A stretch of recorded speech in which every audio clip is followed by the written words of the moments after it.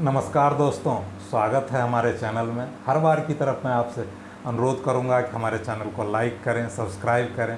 अगर पसंद ना हो तो डिसलाइक भी करें या अनलाइक भी करें और अपना बेल आइकॉन दबा दें और अपना कमेंट्स ज़रूर दें। आज मैं फिर एक नए विषय पर आपके लिए एक नया वीडियो लेके हाजिर हुआ हूँ। आज का विषय है रिटायरमेंट की बाद की गलतियाँ। अधिकतर लोग रिटायरमेंट के बाद कुछ सामाजिक और आर्थिक गलतियाँ कर देते हैं, जिसका एहसास उन्हें रिटायरमेंट के 5, 7, 10 साल बाद होता है और जिसके कारण वो बहुत परेशान होते हैं। इस पर हम एक विचार रखेंगे, आपके भी विचार का अनुरोध। पहले सामाजिक गलतियाँ। रिटायरमेंट के बाद बहुत से लोग इस फोबिया से नहीं निकल पाते कि वो बहुत बड़े पोस्ट पर थे। अधिकतर ये हायर पोस्ट वाले लोगों और सरकारी कर्मियों में ये देखा जाता है। वो जहाँ भी जाएंगे ये बताने लगेंगे कि मैं ये था, वो किया, वो किया, वो।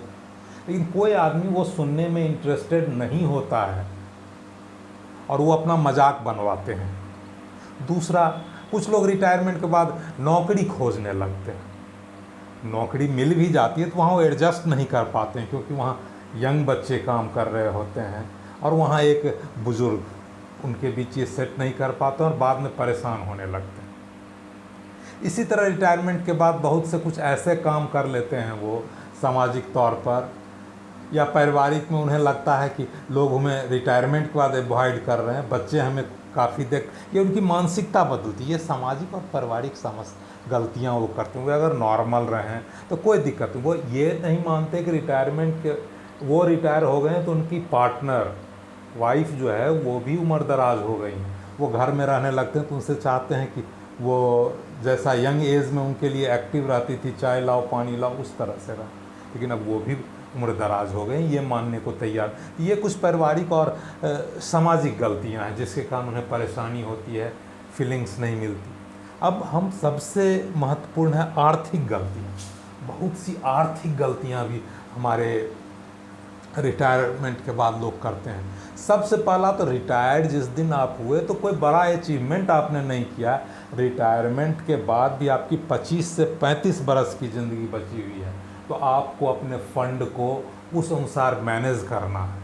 आपका जो कॉर्पस, रिटायरमेंट कॉर्पस, अब लोग रिटायर होते हैं, रिटायरमेंट के बाद बहुत बड़ी पार्टी देते हैं, उसमें बहुत खर्च करते हैं कि मैंने रिटायर कर। अरे मैं रिटायर कर लिए तो क्या उसमें बहुत ज़्यादा एक्सपेंस करके क्या फ़ायदा होने वाला है?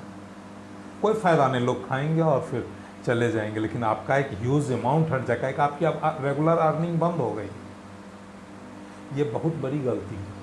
उसके बाद फिर रिटायर हुए तो उसका किसी अनसिक्योर्ड फंड में, जैसे कोई एनबीएफसी का आदमी या कोई एजेंट टाइप आदमी लग गया कि हमें दीजिए इतना रिटर्न होगा, वो सिक्योर्ड से अनसिक्योर्ड में चले जाते हैं और कभी कभी अपनी पूरी की पूरी कॉर्पस को गंवा देते हैं। उसके बाद उनके पास माइजरी की स्थिति उत्पन्न हो जाती है। ये कभी नहीं करना चाहिए। आप हमेशा सिक्योर्ड फंड, जहाँ तक हो पोस्ट ऑफिस के डिपॉजिट या नेशनलाइज बैंक के डिपॉजिट में डालिए। पैसा कम आएगा लेकिन आपका पैसा सुरक्षित रहेगा।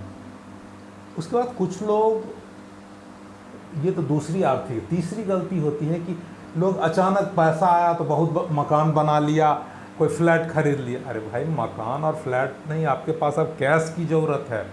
आप जैसे जैसे उम्र बढ़ेंगे आपकी दवाई के खर्चे बढ़ेंगे या आपको और तरह के खर्चे बढ़ेंगे, उसके लिए आप पैसा रखिए। आप मकान आपके रहने के लिए, अगर मकान और फ्लैट है तो बच्चों के लिए बनाने की आपको कोई ज़रूरत नहीं है। बच्चे अगर ठीक हैं तो उन्हें आप कहिए खुद बना लो। अगर बच्चे कोई अनएम्प्लॉयड है तो वो मकान बनाने वाला पैसा उसे दीजिए, कोई बिजनेस करे, कोई धंधा करे जिससे अर्निंग आवे, उसे आप भी सुपरवाइज कीजिए, उसे कॉपरेट कीजिए। ये हुआ तीसरी गलती। चौथी गलती करते हैं लोग कि रिटायरमेंट के बाद अपने लाइफ स्टाइल को नहीं बदलते हैं। खर्च जिस तरह से वो वर्किंग पीरियड में करते थे उस तरह से करते रहते हैं। अब उन्हें यह मानना होगा कि वो रिटायर हो गए हैं, उनकी रेगुलर इनकम कम हो गई, तो उन्हें अपने फंड को संभाल के रखना है। अभी उनकी लाइफ बहुत बची हुई है और उसमें उन्हें आराम से रहना है, तो फंड मैनेजमेंट सीखना होगा, उसे अपडेट करना होगा। अब कभी कभी लोग करते हैं क्या कि कोई बच्चा अगर मकान बना रहा है, खरीद रहा है, तो उससे बिना मांगे या उसकी वो ज़रूरत के बिना भी उसे पैसे दे देते हैं। कहते अरे वो लोन लेगा। अरे लोन लेगा तो वो फ़ायदे में है। लोन लेके उसे खुद करने दीजिए। अगर उसकी परिस्थिति खराब होगी तब आप उसे मदद कीजिए। आप अपना फंड अपने पास रखिए। बहुत से लोगों के एग्जाम्पल आप लोगों ने समाज में देखा होगा कि सारे पैसे बच्चों को दे दिए और बाद में उनकी माइजरी की स्थिति उत्पन्न हो जाती। ये कभी नहीं कीजिए। आप अपने आप फंड रखिए। अधिकतर आप आयदर और सर्वाइवल अकाउंट भी अपने लाइफ पार्टनर के अलावा दूसरे के साथ नहीं खोलिए। नॉमिनी में दीजिए बच्चों का नाम, लेकिन फंड आपके मालिकाना हक आपके पास रहना चाहिए। ये हमेशा कीजिए। फिर कुछ लोग का अपडेट नहीं कर पाते हैं अपने फंड्स को। कोई एजेंट आया, वो कहा इंश्योरेंस, अरे यार 60 बरस के बाद इंश्योरेंस लेने का क्या फ़ायदा है, एक तो हमारे प्रीमियम बहुत ज़्यादा हो गया, हमें कोई बेनिफिट नहीं होगा, लेकिन वो समझा देते। इस सब से बचना चाहिए। मतलब है कि रिटायरमेंट के बाद सामाजिक रूप से, आर्थिक रूप से आपको ज़्यादा थोड़ी समझदारी दिखाने की ज़रूरत है।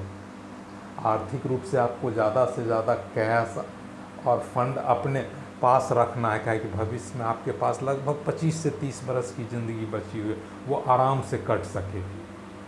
और दूसरा, सामाजिक रूप से ज़्यादा ये नहीं दिखाना है या अपने को ऑकवर्ड नहीं फील करवाना है। ये सब चीज़ जो हमारे विचार हैं, गलतियाँ नहीं करनी चाहिए समाज में। और ये गलतियाँ जो लोग करते हैं उन्हें परेशानी होती है, तुरंत तो नहीं फील होता है, लेकिन कुछ दिन बाद, कुछ समय बाद इस तरह वो फील करते हैं कि उन्होंने गलतियाँ की। और एक समाज में जो हमने देखा है, उस पर जो अध्ययन किया, उसके आधार पर ये पॉइंट्स मैंने उठाए हैं।